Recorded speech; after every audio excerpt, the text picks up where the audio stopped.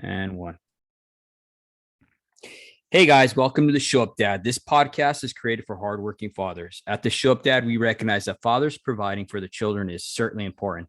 But when men truly understand their unique role and gain the knowledge and skills to be great fathers, they can transform and impact future generations. Today's guest is Gordon Corsetti. Through public speaking engagements and workshops, he teaches breathwork, body awareness, mindfulness, meditation, and how to remain calm and grounded in any situation. He is also an apprentice lineman for Volt down in Georgia. Welcome to the Show Up, brother. Thank you. Thank you so much, David. I'm so excited to be on here and chat with you. Absolutely, man. So as always, Gordon, I always have our guests go ahead and open up to our audience and tell us about a little bit about yourself. You know what I mean? So if you don't mind doing that, take the stage, brother. Sure thing. So the slightly longer than elevator version is I'm recently 34. I'm an apprentice lineman down here in Georgia, specifically in the Atlanta downtown area, and working my way into this trade and learning everything I can about it. Previously, when COVID hit, I was an instructional designer. I lived up in Maryland working for USA Lacrosse in their officials development program. I was building curriculums, trying to make referees better, giving them any resource they could to learn what they wanted to do better. And then I moved down to a for-profit company in Atlanta to be closer to home. 5 years away from my family was long enough. Came back home.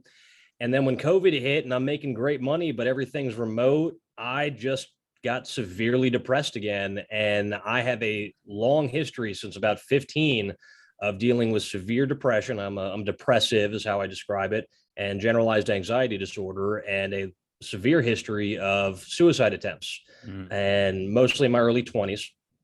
And I've had a long up and down struggle with dealing with my inner demons, the part of my brain that wants me to die. And so has my family dealt with that. And I have used lacrosse, my lacrosse playing experience, my lacrosse refereeing experience in that community to keep me sane and to keep me alive and tethered to reality. And I wasn't getting that when I was doing my 9 to 5.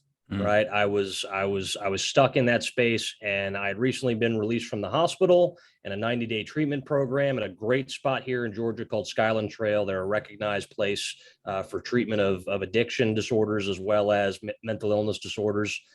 And I was in the best place I'd ever been mentally, and I was in the worst place mentally going into work. And I said, I'm not going to do this anymore. I gave my 2 weeks notice. And I spent the whole summer of 2019 wondering, what the heck do I want to do with my life? And refereeing was what I loved. Small crews, outside, safety conscious. And I'm like, I want to do that, but I can't make a living refereeing. And I had some friends of mine who were in the utility industry, and they kept saying that linemen go home happy. They work hard, but they go home happy. And if you're willing to make the sacrifices, you could do the same. And I'm like, that's what I want to have in my life. That's how I want to live. And I found a phenomenal school called the Elite Lineman Training Institute up in Tunnel Hill, Georgia, run by some former Georgia Power company employees, journeyman linemen there. And ever since then, every single day on the line has been, or in my case, mostly on the ground with a shovel. It has still been a phenomenal experience. And I'm just happy to be in a spot where I am healthy for myself, for my family, for my girlfriend now. And just doing the things I want to do, and then having the time to do my mental agility work and teaching other people how to stay calm. It's pretty awesome to see that you had these struggles, right? I mean, not that the struggles are awesome, of course, but to see that you had these struggles and that you're able to find a passion, a purpose in line work. And I think that's amazing that you're able to do that, because a lot of guys don't find that purpose. You know, and a lot of guys who are linemen don't have that purpose either, right?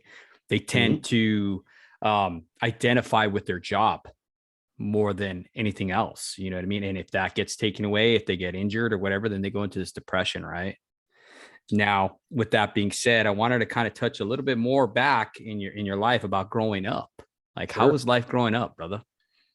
Life was good. I've had a lot of folks ask me, especially young people, when I talk at some schools, where they're like, did something happen to you? Like, what made the turn down for the brain? And I'm like, I am the poster boy for genetic depression. It's all along my maternal line. Mother has severe depression. We learned my grandfather had severe depression. He was a contractor for many years. Everything along that end, there's something going on with the brain wiring and chemicals that doesn't bode well. And I had a phenomenal childhood. I've had two loving parents. They're still married now. I didn't want for anything growing up, solidly like upper middle class. Dad was always employed. Mom was always home. Uh, Loving all the way through, family vacations, trips, holidays, heavy emphasis on education and doing physical things, sports, exercise, whatever.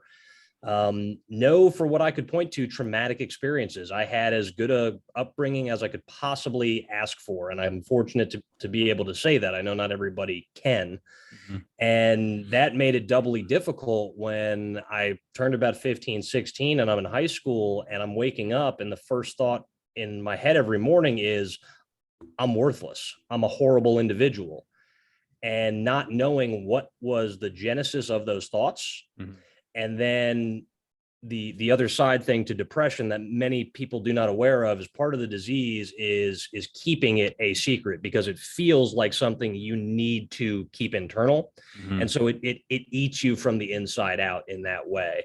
And I spent 5 years of my life completely untreated with major depressive disorder, which led to some suicide attempts. And it could have gone entirely the other direction. And I'm fortunate that I'm still here and that I got my family supporting me in that way. But nothing caused it. I got a bad roll of the dice when it comes to genetics on that one. And for me, I've got these cards. This is what I was dealt. How do I play the best hand that I can? And the last 15 years has been learning all the skills, techniques, and strategies to deal with my inner opponent. No, and I just got to commend you for you stepping up and looking to see what plagued you, you know what I mean? And not allowing that to help you, you know what I mean? To keep you in that victim mentality state, you know what I mean? To where, oh, woe is me, I'm going to continue in this path, you know what I mean? You looked for another way, Well, it's the big thing I look to do is and inspiring some other people is a sense that there is agency. Mm-hmm. You just got to find really what is going to work for you. It's not, finding, it's not everything's going to work for everybody, but everybody I honestly believe has their thing to one degree or another. And if you can find it, or if you don't, you can at least be open to it and be a little curious. And for me, it became a thing of, I became curious about my brain. Mm-hmm. And so I dove into, in the same way I used to game plan against opponents when I was in kickboxing or jiu-jitsu, or my team did against lacrosse opponents when I was playing in high school and a little bit of college, was find the strengths and weaknesses and the patterns in your opponent. And I just had to turn that around in my head and look at the little part of myself that didn't like me and apply those same things. And so that's what I've done for the better part of a decade plus. And now I get to share some of those techniques with younger people who are super freaking stressed out about everything, especially some of the new groundmen on my crews here, where I'm like, I make a mistake and I can laugh it off. These guys make a mistake and they go into a hole. And I'm like, guys, we can look at this a completely different way and learn some skills in the process. And that's what I bring with what I do with mental agility, is a skills-based training to game planning against the worst your brain has to throw at you. No, and that's awesome. I really commend you on that once again. One of the interesting things that I heard you say was how you tended to want to keep that in, and it was eating you up. Now, we've had other guests that came on and talked about shame and how shame is a silencer. Do you feel that what you were feeling was shame to that aspect, like where you didn't want to talk to anybody about it? Or it's a very real sense of that shame. It's an emotion I think we could all do without. It is one that tends to isolate in an unwarranted sense. I mean, we all feel guilt, and that I think at least is a motivator for doing right by somebody else or yourself. Shame tends to it's acidic. It dissolves every bit of you. And looking back, I certainly, when I became aware of my depression and I knew that I didn't have to keep this stuff secret and that I had family members that loved me and friends that cared for me, then I felt a double heaping of shame, because I'm like, I know I can reach out to these people, but I still feel like I can't. Right. And that's the illness talking. So I mentally whipped myself with that all the time. But my bigger issue is I didn't know what I didn't know from my first 5 years of being untreated with this, right? And this stuff compounds over time. Daily, those thoughts of I'm worthless start becoming the thoughts of you should kill yourself, right? That's the end result of those kinds of thoughts. I was under a misapprehension, a misunderstanding of, I thought everybody else, every other adult, all of my peers were dealing with the exact same horrible thoughts that I was dealing with, but that they were just clearly dealing with them so much better. Like they are able to smile and pass their classes and do the things they want to do. I thought these were the consequences of getting older, that just everybody dealt with this stuff. And I just wasn't tough enough to deal with it. And that type of thinking, that reliance on having to be tough and going out solo and grit my teeth and just try to get through it, that, to be, graphic for a reason, put me on a stool with a noose around my neck. Like that thinking got me there. And it was breaking out of that thinking. It wasn't so much learning how to get out of the depression and the anxiety that I experience on a frequent basis. It was getting through all of the learned responses that I had picked up over the years that were just not healthy. Now, you talked about learned responses. I know a lot of times we learn stuff from our childhood. Dr. Stephen Poulter talks about how there's a tendency for us to go back to how we're raised, and deal with certain situations. So say, for instance, if you were yelled at as a child a lot and told you're worthless or whatever, when that reoccurs again in life, say, for instance, in this trade, where you have a lineman yelling at you, hey, you're POS, get your shit together, pull your head out of your butt, whatever it may be, you automatically transcend, I guess, in a sense, to that, how you felt in there. And then you feel that shame, you know what I mean? And then you tend to clam up, right? Is that what I'm getting? Or it's a paralysis sense. I've certainly seen that in student athletes, especially with the expectation of perfection. I'm fortunate that I've been a referee for 16 years. And when you spend that long in the chaos of competition, you learn to find the eye of the storm and kind of ride within that. But I'll translate what I usually say when I'm speaking with players to what I now say to those who have been in the line work trade, is if I have my journeyman throw a tool at me and say, you're a terrible effing groundman, in my head, I get to go, because of my depression, I get to go, no. I'm not a terrible effing groundman. I'm a terrible human being. I'm awful. I am so, like, nobody can insult me better than I have. I have so much more practice on being cruel to myself than anyone ever will reach in my professional and personal lives. What I don't want people to have to do is experience that degree of depression and self-loathing to get there. But what I do tend to see is generally these kids just not knowing how to process negative information given to them at high decibel levels. Yeah. And as if for some reason that it's any type of mistake that gets noticed and then shouted down at them or whatever tends to clam them up. And I'd certainly see it in the sense of just like, if you've been yelled at your whole life, the best thing to do in that sense is to quiet up and just ride it out, right? You expend way less energy that way than to try to shout back. And when you're growing up, you don't have that. You're not louder than your dad or your guardians, your parents, whatever, your teachers, your coach, whomever on that sense. I was just fortunate that I had an inner insulter that was just better at that than anybody else. So I get to laugh that off internally. But that's a weird superpower of depression that I get to lean on. What I generally do is I teach, I haven't done this with any apprentices who have been on my cruise yet, but I do this for high school athletes, especially when they do a lot of negative self-talk. I say, hey guys, you guys get on this loop of whatever that thought is, like, I suck, I'm terrible, right? And that is the thought you wake up with, and it's the thought you go to bed with. And then any mistake during the course of your day just reinforces that thought. So of course you go to bed feeling like crap. Yeah. And the problem with that, and the thing that I've found with my depressive voice, is that it's the exact same voice that I have when I think and talk to myself in my head. The problem with that, I think, is that we tend to think we're right, right? Yeah. And it's hard to argue with ourselves when the same voice. So I cannot remember where I came across this technique, but years and years ago, I ran across a technique called cartoon voice replacement. And the whole idea is you pick a cartoon character that speaks, and you take whatever internal thought you have or external insult coming your way, and you just repeat it to yourself in the voice of that cartoon character. Now, I've done this with adults, with kids. Everybody has the same reaction. They get a little chuckle because when I tell them I use Elmer Fudd for my depressive voice. So instead of you're a terrible person, I go, you're a terrible person. You are horrible, right? And you get a little chuckle. It's not a big laughter thing, but what you do in that space, taking your voice and putting the absurd comment that you're insulting yourself with, or that somebody else is doing to you, you can make the absurd sound as absurd as it is.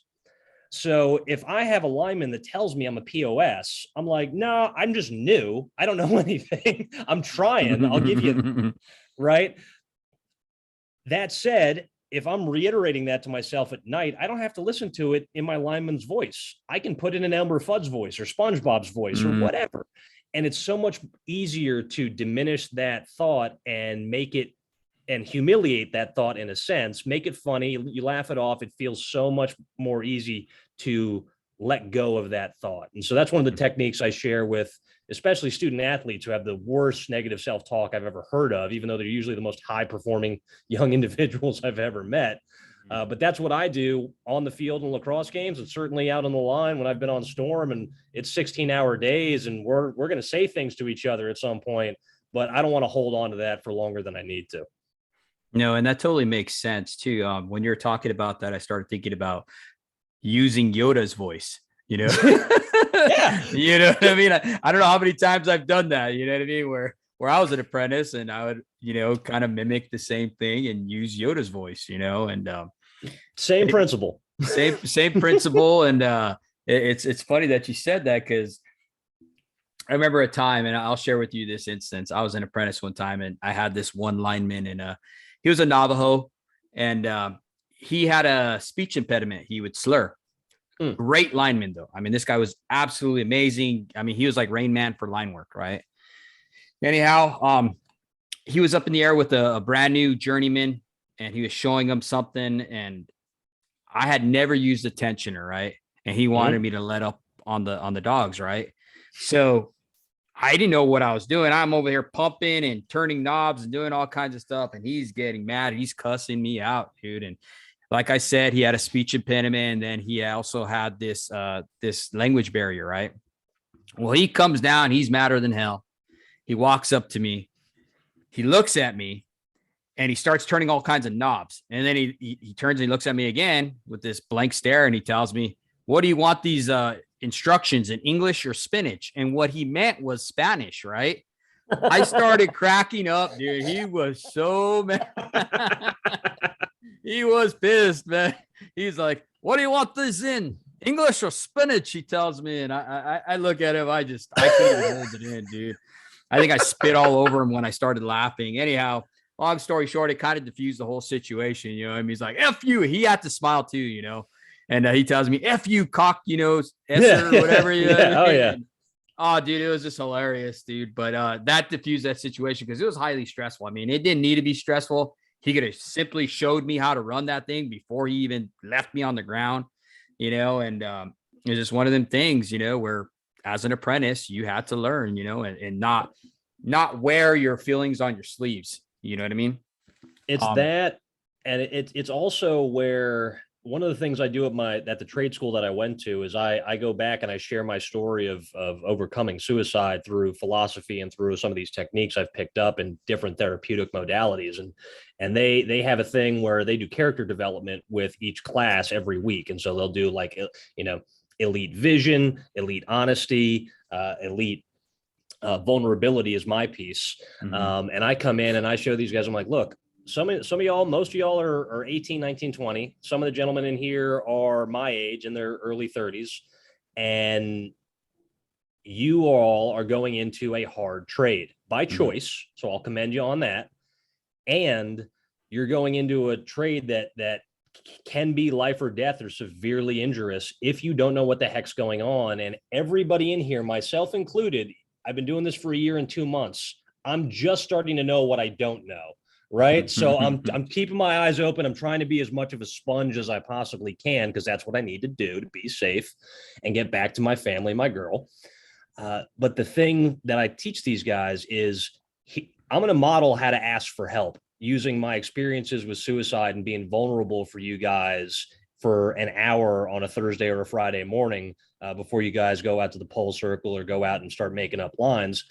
And my hope, my goal is that I don't care if you're 18 or 45, is that if you're coming into this industry green, you need to be comfortable with being vulnerable, and you need to be comfortable being like, I've never done this before. Yell at me if you want to, just show me what you want me to do, because that is going to cut down on the likelihood of injury, death, and quite honestly, yeah, crews getting fired, moved around, whatnot. It's just, if we can all just be honest with ourselves for a second and be like, we're coming in, this industry for whatever reason is hot right now to a lot of young guys coming into this thing. So let's do right by them and show them the way, and have a little respect for the learning process as well. And as long as we tell them, if you don't know something, ask me, we'll explain it.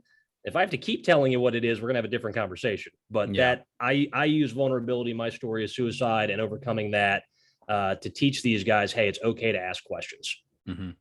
And I see that too, even with our apprentices. I see a lot of issues with retainment. But one of the big things I do not understand is we do tell them, every instructor that I know tells them, if you don't know something, say it. This is the environment we're providing for you to be able to learn. You know, and I think, and you'll see, you'll even like say, for instance, in the Transbaker or whatever, you'll see these apprentices who will kind of step back when it comes down to transformer bakes or whatever. They step back or they try to hide, you know what I mean? And I don't know what it is. I mean, we could open up the doors. I mean, other than taking them to the side and showing them the connections and being cool with them and doing all these different aspects of it, until we do that, I don't know if it's shame that's keeping them from saying, hey man, I honestly don't know this. I'm not boomed up in this. I need you guys to help me. You know what I mean? I don't know what it is, but they will not do it, you know? The thing to that specific problem of, and it's on this, there's plenty of stuff on there of how boomers talk to millennials and millennials to Gen Z and everything in there. And I can get wrapped up in the terms as much as possible, but you know, my dad worked on Wall Street for his entire career, but he was a coach with a blue collar mentality. So I was raised in that space. And so I can wear both collars, I think, and do them fairly well. I just enjoy the physical labor more. But what I find with these guys is like a couple of apprentices who are just like, they haven't been around. My mother's a carpenter. She learned that from my grandfather. I picked up how to work with my hands from them. Some of these guys just don't have those skills, right? They just don't. And they get a little embarrassed by that, and they want to hide that. And I'm like, no. We're gonna shine a bright light on this thing. We are at least, these things wither and die. This shame withers and dies under a bright light. And I'm like, I'm not going to embarrass you. I'm not going to berate you. You don't know. Like the only thing I'll take is willful ignorance. If you go up onto a pole and tell me you know how to work a chainsaw and you lay that thing across your green strap, we're going to have words, right?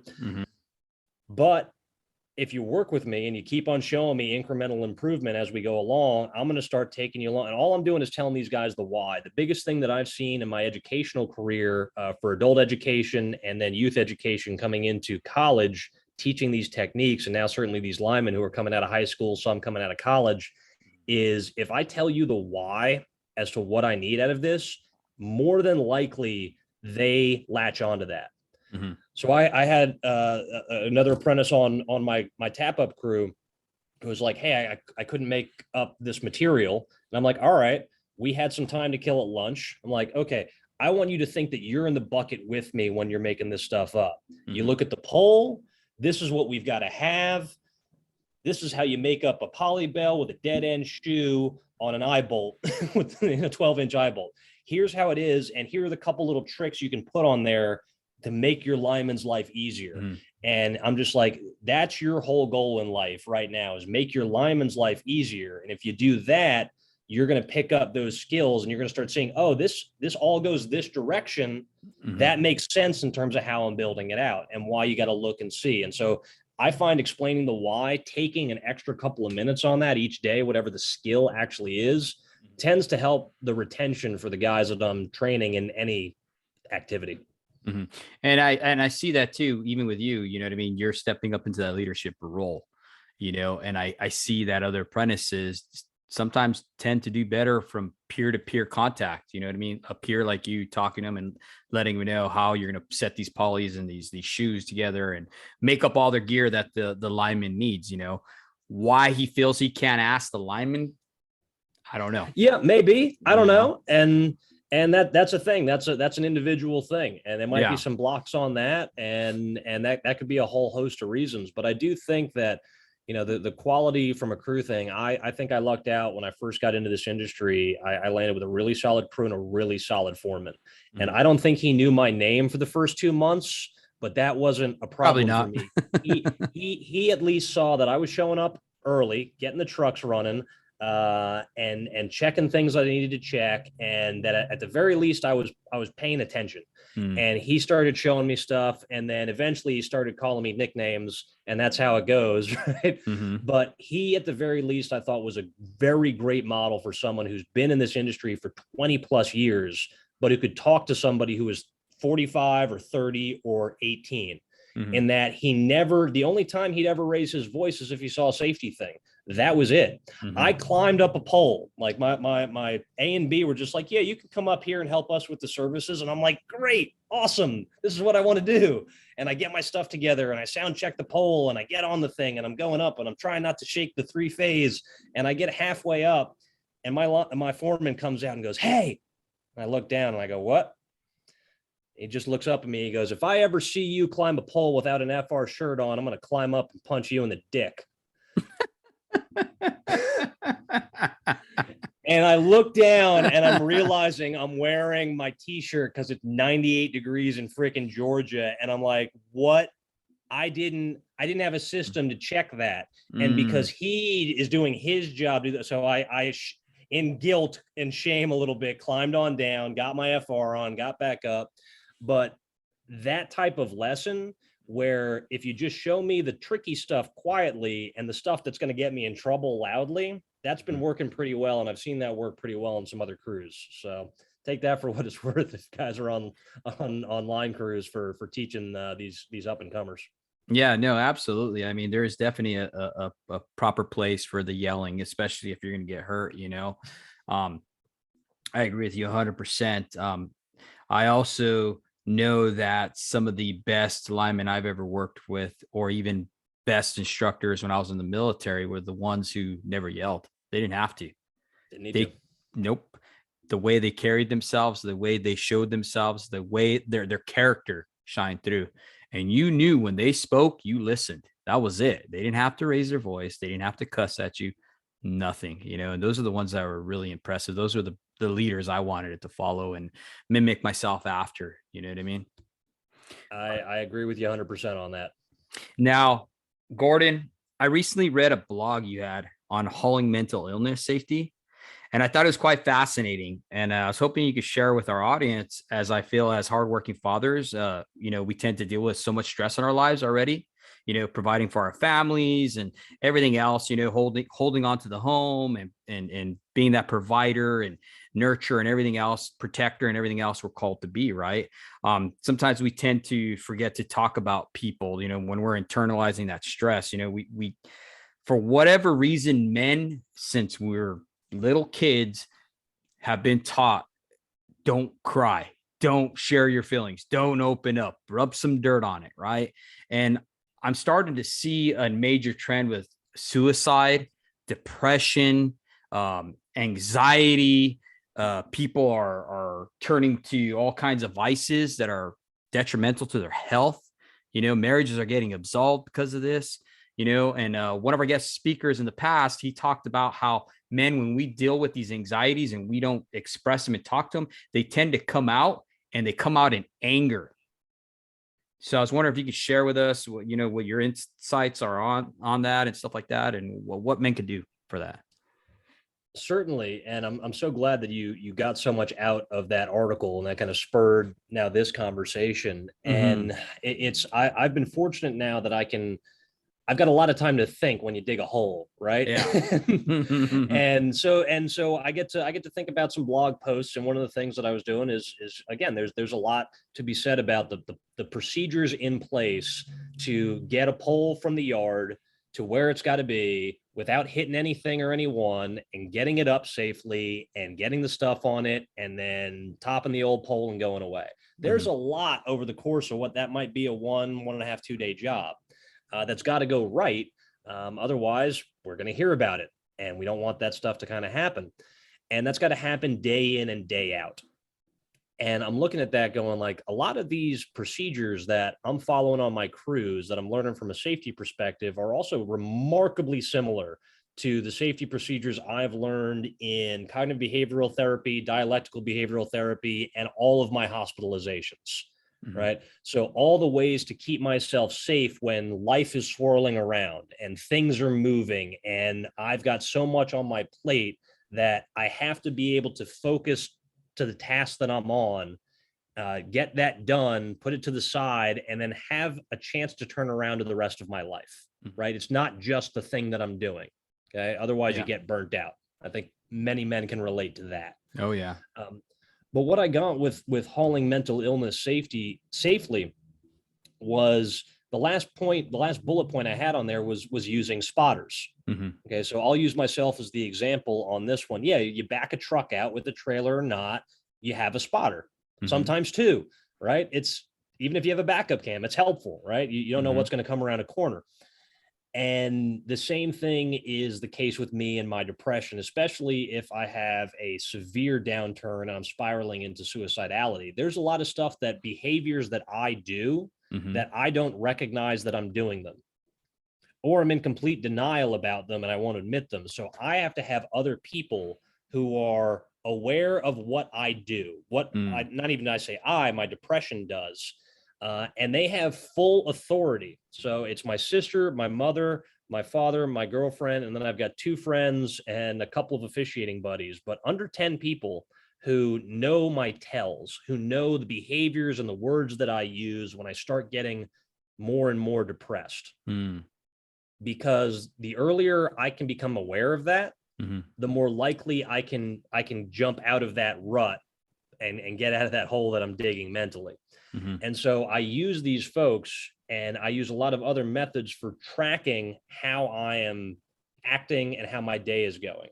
So Mhm. one of the things that I do is I track my mood daily. I've been doing that for almost 870 days, multiple times through the course of the day to give me a good average. But what that helps me do is, because I'm an analytically minded individual, Mhm. is I can look back and be like, why was that Wednesday such an awful day?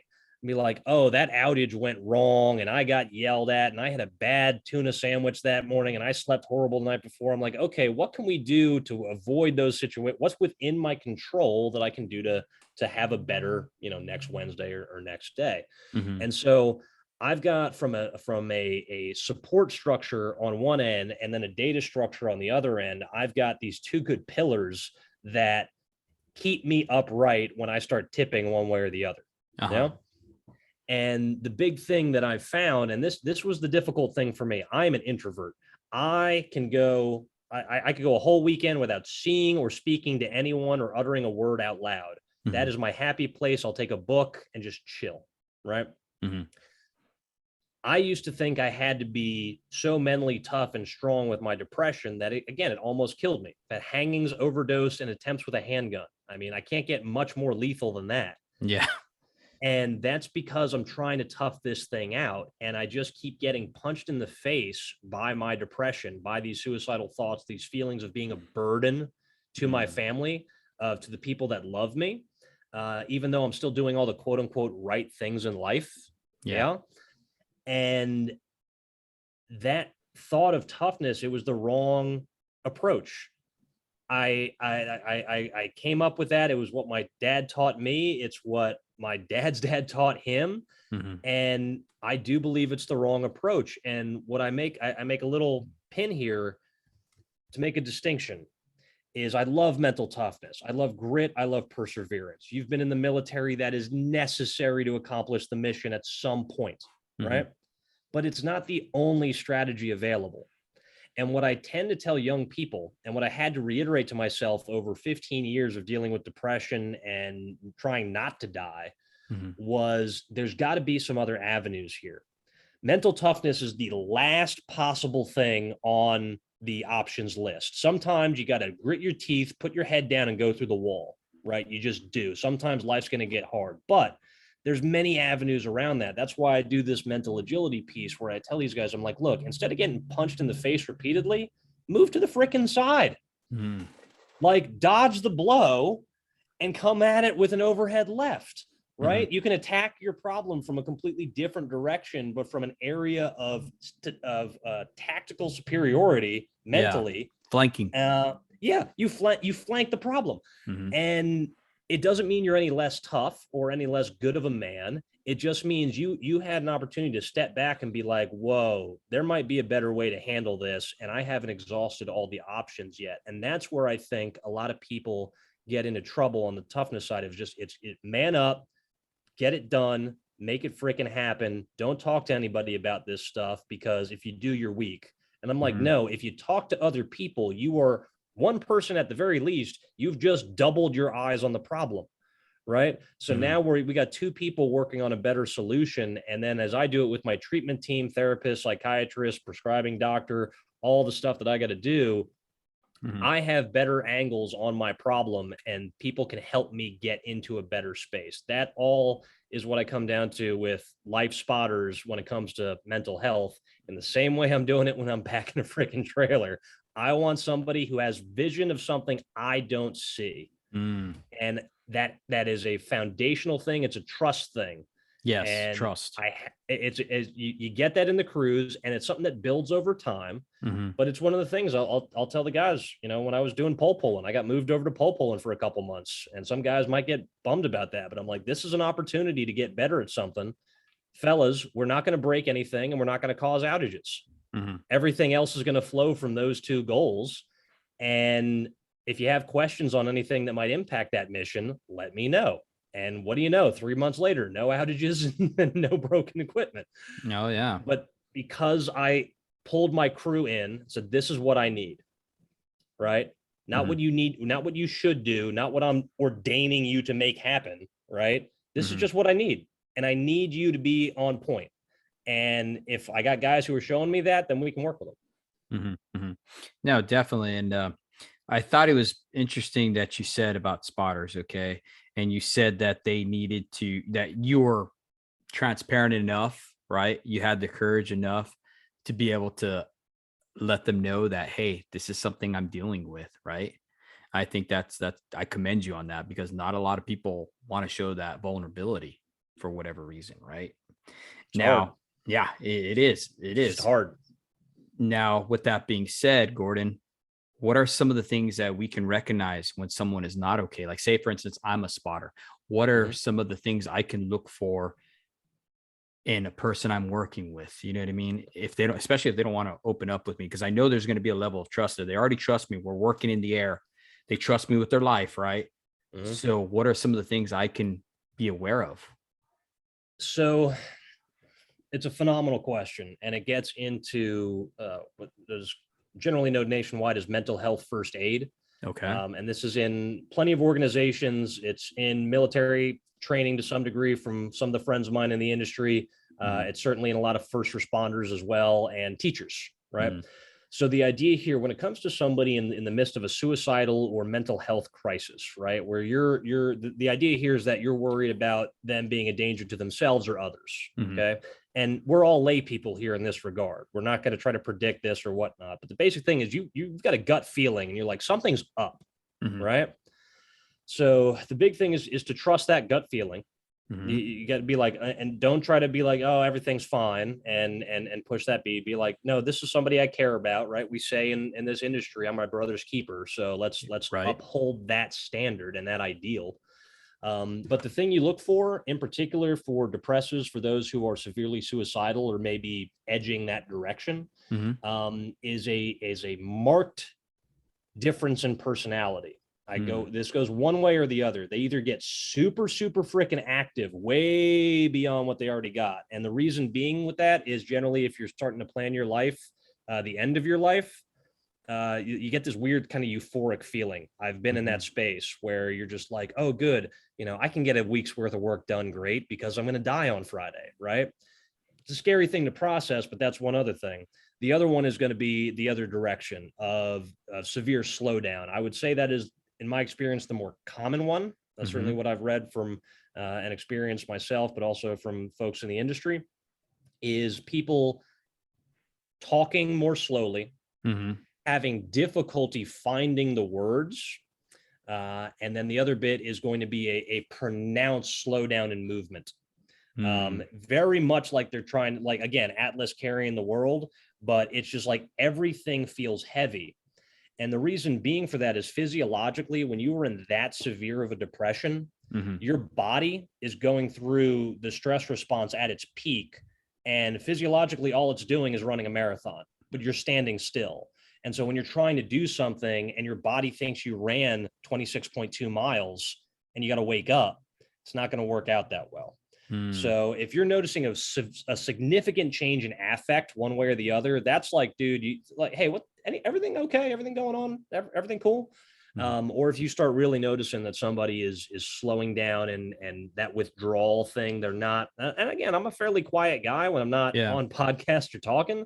But if I'm not cracking a joke here or there over a couple of days, like, hey, Gordon, is everything going all right? You want to chat about anything, or what's up? And that's the first bit on that, is recognizing that and then being okay with asking, hey, but how's life, man? What's going on? And that was my second question. How would we approach someone like that? That's where things get delicate, right? Yes. And absolutely. And that's where the biggest fear on this one was suicide intervention prevention. And the biggest myth is that if you ask someone, are they thinking about hurting themselves or killing themselves, that you have now put that idea in their head and they're going to go do it. That's the myth. None of the research bears that out on any level in any global population. It just doesn't, right? What it does is, so to answer that question explicitly, is you ask that individual, if you're concerned on that one, hey, I'm worried about you. Do you have a plan to hurt yourself or end your life? Are you thinking about killing yourself? Right? That type of direct question leaves only room for three answers. Either they say yes, in which case you can help them get to help, right? You can be a life preserver in that respect. You can be a support structure for them.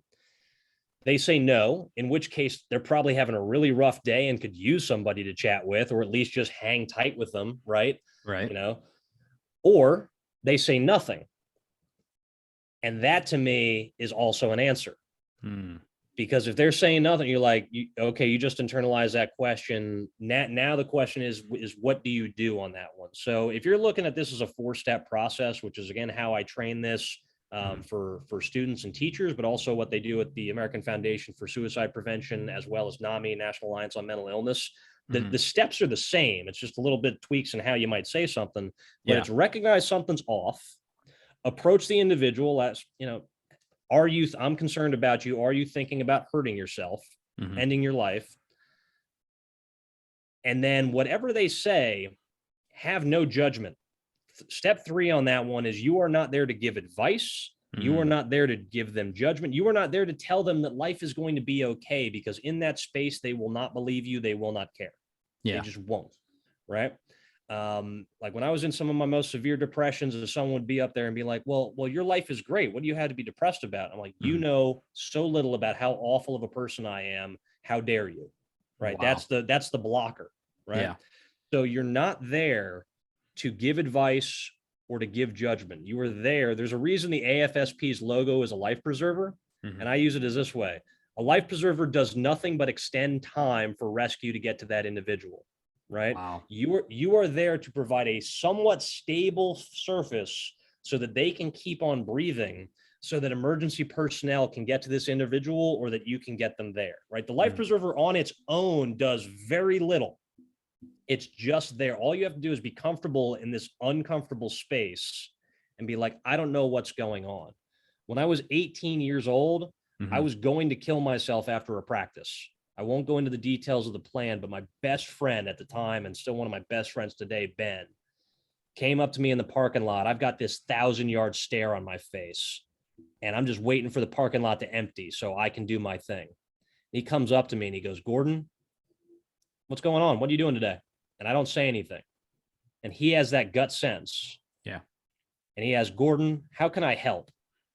Are you thinking of hurting yourself? And I broke down immediately. Told him what I was going to do. He stayed with me, got me moving, helped. He was like, hey, a friend of ours is moving. You want to go help him like move some boxes for an hour or two? And I was like, yeah, I guess I could do that. In the back of my head, it was like, I can still kill myself after that. Right. But what he was doing in that life preserver instance, right, was extending time in this crisis situation. He was giving my brain time and space to think more critically about what was going on and reducing the overall stress from that tiny suicidal moment, that acute moment of suicidality. That's what a life preserver does. No judgment, no advice, just, hey, let me be here. If you're cool with that, if that's safe, all right, sweet. Hey, you want to go hang out over here? Hey, you have your therapist, somebody you want me to get you in touch with? Would you like me to take you to the hospital? Do you want me to call 911? The fourth and final step on there is getting that individual to help, if that is safe for you to do so, right? That is the big asterisk on all of this, is if you feel unsafe, you can't be a good support system. Yeah. And that can happen. But if you feel safe around this individual who you care about and is suffering, listen to your gut instinct, ask them explicitly, are you thinking about hurting yourself or killing yourself, or do you have a plan to die by suicide? Don't be judgmental, however they answer, and then don't leave them alone. Get them to someone, or get someone who's a professional who can help them. That is the 4-step process to get someone through acute suicidality. No, and I like that too. And I thank you for sharing that with our audience. I like the fact that you touched base on Brothers Keeper. I know the lady who started that movement, Della, and her story is amazing. She was on our podcast. Her son was a student at California, Nevada, JATC, who passed away. And she started that whole movement, you know what I mean, with being a Brothers Keeper out here. And I liken that to giving, part of being a Brother's Keeper, you know what I mean? Like we say it in this trade, is giving people a hand up, not a hand out. And that's what that life preserver does, right? You're giving them a hand up, right? You're helping them, you're holding on to them until they can get that help, if they allow it. And just being aware of what's going on. There's so many times in our trade, we talk about having this awareness, right? Don't get tunnel vision. That's what we tell our apprentices. See the big picture, right? And that's what we need to do as men in general, not just in our trade, but with everybody we come in contact with, right? Being able to not have that tunnel vision to see, hey, man, are you okay? Are you doing okay? Right? And it's fantastic that you mentioned that. And I think so many guys, I know I used to be one of them, just thought we show up, we do the thing, we go home, we rinse and repeat. That's the thing. But as I've gotten more okay with the fact that I am a social creature just by virtue of being a human being, and I don't care how introverted I want to be, life has gotten better with other people. I didn't really like that when I learned that, but it's true. Yeah. And the thing that I've incorporated into my pre-games, when I'm a referee, when I'm maybe not running a tailboard, since I'm still pretty low man on the totem pole, but at least if I'm working with a couple of groundmen, first thing that I do to start the day is, hey guys, what's happening in your life? Right? Let's take 3 minutes out of this 10-minute discussion and just see how each other's life's going. And then that now becomes a data point that you can reference, especially if you're leading a crew. But even if you're not, of just like, hey, what's going on? Like I met a guy who I hadn't seen in 2 weeks. And the first question on my mouth is, hey, how's the wife and kids? And he lights up and talks about them going to the aquarium. And I'm like, okay, I can remember that now. We've deepened our connection a little bit more. And when we're out on storm, whenever the heck that's going to be, I know I'm going to be able to be like, hey, Spence, like let's run, let's go do this stuff. And we're going to be a better unit in whatever we're doing, because I took a little bit of time to care about another man that I'm working with. Yep. And his life. And that's the thing too, man. I heard this one quote. No one cares about how much you know until they know how much you really care. And that's the absolute truth. When you spend that time just to ask somebody, hey, how's your children doing? You're building that rapport, you're building that relationship, right? And now those lines of communication are open. It's no different than we do that with our children, with our spouse. And when we let them know we actually care, we're going to have better communication as a whole. We're going to have a better family unit as a whole. And guess what? Your life is going to get a lot better when you go to work, because we all know, man, if your household is in disarray, it's going to make it a lot more difficult to focus and not get complacent at work when you're worried about who your wife's going to go, what she's going to go and do, or what's happening with your daughter, or is your son on drugs or whatever. You know what I mean? Have your household in order. And that's the whole mission of the Show Up Dad Foundation, is having those lines of communication open, being aware, being intentional, being committed, and being responsible as a father, as a husband, as a dad, and ultimately being the best version of yourself at work for your brothers, to be a brother's keeper. And I'm becoming more passionate just hearing your passion right now. Like, I'm ready to go charging out of my freaking hotel room door and spread the message as much as I can. Get it, babe. I think that's that bit of just like, you know what? Yes, we're men. We can be tough. That's not the only freaking thing. And dang it, it actually is tougher if we care about other people, because that's going to put us out on a limb. And if the more and more we intentionally do that, the less and less scary it is, and the more and more support we and the others around us have. That's just how it works. No point in making this job any more hazardous than it always says. No. One of the men I worked with, he's a legend out here in Southern California. He used to work for Edison for a very long time. Great man.